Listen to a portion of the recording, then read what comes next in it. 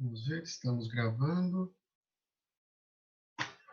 Eu sempre checo isso mais uma vez. Primeiro, porque eu tenho toque, né? Essas manias obsessivas. Segundo, porque eu já perdi a aula, fiquei falando aqui, achando que eu tava... A gente já fica falando sozinho num quarto, trancado, parece um maluco. E eu já perdi a aula, daí eu fiquei me sentindo realmente maluco. Eu tava falando para as paredes. Vocês devem estar me olhando com a mesma cara que a Chloe está me olhando agora, né? Enfim. Bom, mas a quem incumbe e quais são os serviços públicos? Se vocês não sabem quem é essa menina, procurem. Ela já está com 32 anos, fazendo faculdade, parece que ela ia fazer direito, inclusive. Quem incumbe e quais são os serviços públicos? A Constituição estabelece, artigo 175, que incumbe ao poder público, na forma da lei, diretamente sobre o regime de concessão ou permissão, e aí entra a lei 8987, de 95, que a gente vai estudar também. A gente vai dispor sobre o regime de concessão. Mas a Constituição estabelece também a quem compete. Que ente da federação compete fazer cada coisa. Artigo 21 estabelece as competências da União, manter serviço postal e correio nacional, explorar diretamente ou mediante autorização, concessão ou permissão serviços de telecomunicações, serviços de radiodifusão sonora, instalações de energia elétrica, navegação aérea, aeroespacial, infraestrutura aeroportuária. Tá, mas energia elétrica, que é que presta esse serviço aqui em Santa Catarina, não é Celesc?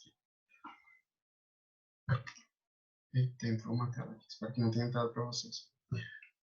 Se é da Celesc, como é que esses estados, como os estados, perdão, se é da União, como é que os estados prestam esse serviço?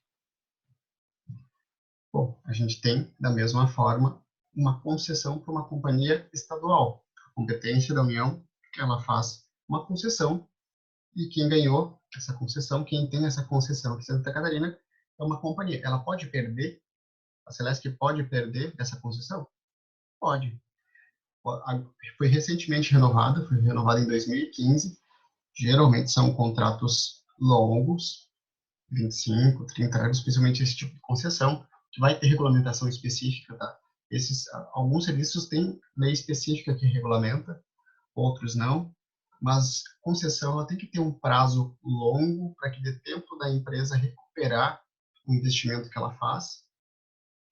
Então, os prazos geralmente vão ser longos para essas concessões. E a Celesc tem uma concessão de Santa Catarina para prestar o serviço de luz,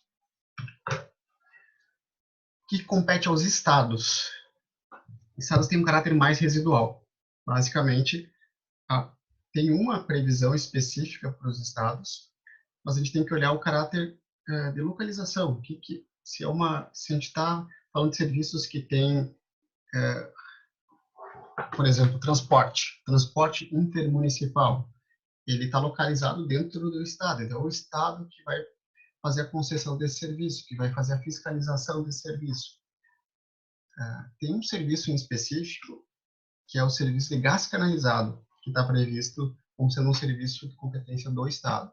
O resto é tudo em caráter residual. O que não é da União, o que não é do município, acaba sendo do estado porque compete aquele estado definir. Tudo são reservadas aos estados as competências que não lhes sejam vedadas por esta Constituição. E aí o exemplo que está aqui é o mesmo que eu acabei de dar, né? Do serviço de transporte intermunicipal. Entre municípios, ultrapassa fronteiras dos municípios, então compete ao Estado regulamentar isso. E aos municípios, o que compete? Que tipo de serviço o município presta? Serviços públicos de interesse local, transporte coletivo que tem caráter essencial. O transporte municipal é competência do prefeito. O prefeito vai dizer como é que funciona o serviço, a prefeitura vai dizer como é que funciona o serviço. Além disso, o que são serviços públicos de interesse local? Bom, a gente tem, por exemplo, o serviço funerário, que isso é de interesse local. Basicamente, tudo que está dentro das fronteiras de um município é de interesse local, e que não seja regulamentado, que não esteja dentro das competências da União e dentro das competências do município, ou que não ultrapasse as fronteiras do município. condição deles é o funerário. O serviço funerário não pode, eu não posso abrir indistintamente funerárias, por exemplo. Isso é calculado de acordo com o índice de mortalidade de um determinado município. O município pode prestar isso diretamente ou conceder para outras empresas. E os serviços têm algumas classificações. Nós podemos classificar eles em universais ou gerais, ou uti-singuli ou individuais. Universais ou gerais são aqueles que não vão ser remunerados diretamente pelos usuários. Como é que eles são remunerados, então? Por meio de impostos. Por exemplo, limpeza urbana. Limpeza urbana é um serviço que é prestado para toda a coletividade, não é prestado individualmente para mim. Nós temos serviços que são individuais, que vão ser pagos diretamente por meio de taxas ou tarifas. A distinção de taxas ou tarifas vocês vão abordar também em direito tributário, quando estudarem espécies tributárias. Mas eu vou falar rapidamente dessa distinção entre taxa ou tarifa. Tributo é um gênero, tá? Então, uma das espécies dos tributos são os impostos. Um outro exemplo são taxas. O que é uma taxa? Quando é que ela pode ser cobrada? Taxas em razão do exercício do poder de polícia ou, então, eu pago taxa em razão do poder de polícia, o Estado cobra uma taxa para, sei lá, para eu abrir alguma coisa, para eu fechar alguma coisa, ou ele pode me cobrar pela utilização efetiva ou potencial de serviços públicos específicos e divisíveis. Então, eu quero fechar uma rua, tá? Ele pode me cobrar uma taxa pelo fechamento, pela limpeza daquela rua. Se é tributo, é compulsório, então não, além disso não tem objetivo de lucro. Não é uma contraprestação necessária e imediata com o objetivo de lucro do Estado.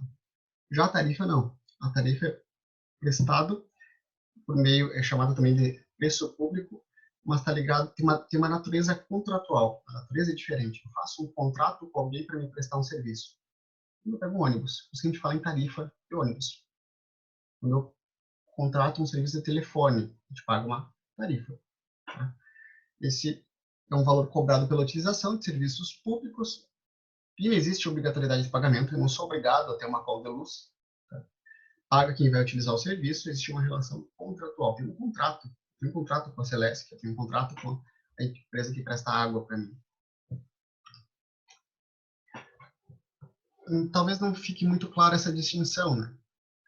Uma outra distinção que é feita é quem presta esse serviço.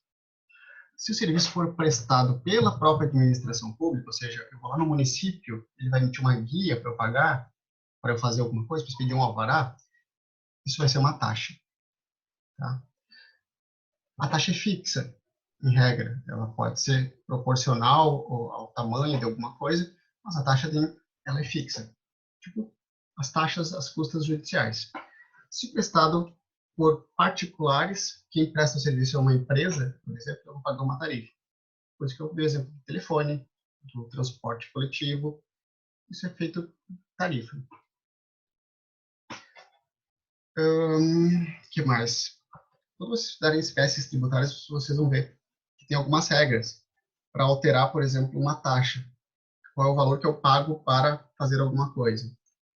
Eu tenho que ter previsão legal e eu tenho que observar a anterioridade do legisimal, que é um período, 90 dias antes do final do ano, para poder aumentar uma taxa. A tarifa não, a tarifa ela pode ser aumentada, ela pode mudar de acordo com a quantidade de serviço prestado, que é um contrato. O que o STF fala sobre taxa e tarifa? A distinção entre ambos está em que a primeira caracteriza-se pela nota de compulsoriedade, porque resulta em uma obrigação legal, a lei estabelece que eu tenho que pagar uma determinada taxa, ao passo que o segundo distingue-se pelo traço da facultatividade por decorrer de uma relação contratual. Além disso, para onde é que vai esse dinheiro? O dinheiro da taxa vai para os cofres públicos. O dinheiro da tarifa vai para o caixa da empresa, vai para o caixa de uma empresa. Quando eu contrato um ônibus, esse dinheiro não vai para o Estado, ele vai para o cofre, para o caixa da empresa. Bom, eu não vou falar da COSIP, depois a gente fala. Bom, taxa, serviço estatal, divisível, específico, utilização efetiva ou potencial do serviço. E às vezes me perguntam sobre serviço de lixo, por exemplo. Ele é um serviço que é pago, que deveria ser pago por meio de impostos ou por meio de uma taxa. Bom, eu tenho uma opinião. A taxa, ela serve para... Só um pouquinho. Só um pouquinho, meu cachorro. O que foi, amor?